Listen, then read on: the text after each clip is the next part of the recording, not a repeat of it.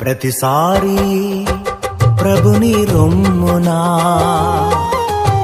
ఆనుకొనే నీ ప్రియ శిష్యునితో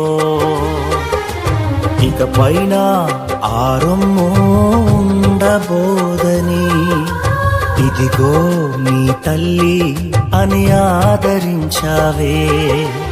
అనాథగా నన్నెన్నడు విడువనిది నీ ప్రేమ, క్రీస్తు ప్రేమ నుండి నన్నేది ఎడబాపదు.